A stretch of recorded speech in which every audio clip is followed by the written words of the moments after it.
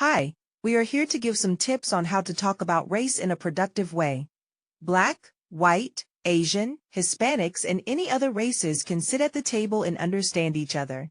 Discussing racism in America is challenging, but open and honest conversations between Black and white individuals can foster understanding and progress.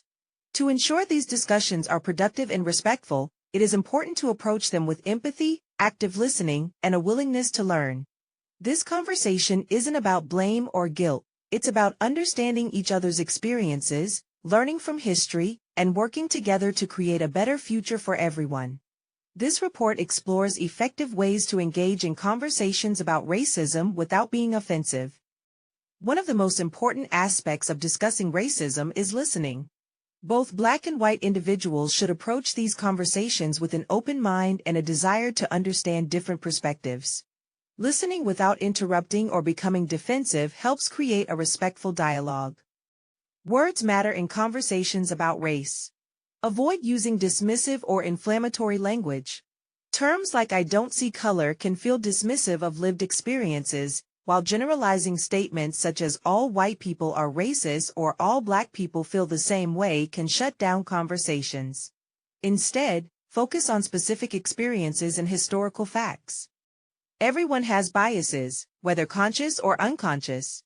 Acknowledging personal biases and, for white individuals, recognizing the privilege that exists in society can lead to more meaningful discussions. This does not mean feeling guilty but rather understanding the advantages some may have due to systemic structures. Defensiveness can hinder progress in conversations about racism. White individuals should avoid immediately denying racism's existence or saying, "I'm not racist," without considering the issue at hand. Likewise, Black individuals should approach the conversation in a way that encourages dialogue rather than confrontation. Rather than making sweeping generalizations, both sides should share personal experiences and historical knowledge.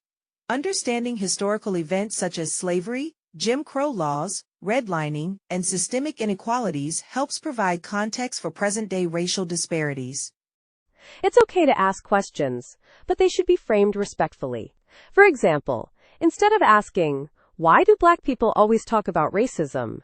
ask, "Can you help me understand how racism affects daily life?" This shows a willingness to understand rather than dismiss concerns. Discussions about racism can be uncomfortable, but growth often comes from discomfort. Rather than avoiding the topic, individuals should lean into difficult discussions, understanding that they may not always have immediate answers or solutions. While acknowledging problems is necessary, it is also important to discuss potential solutions. Conversations should include ways to address racial disparities, promote equality, and work together toward positive change in communities.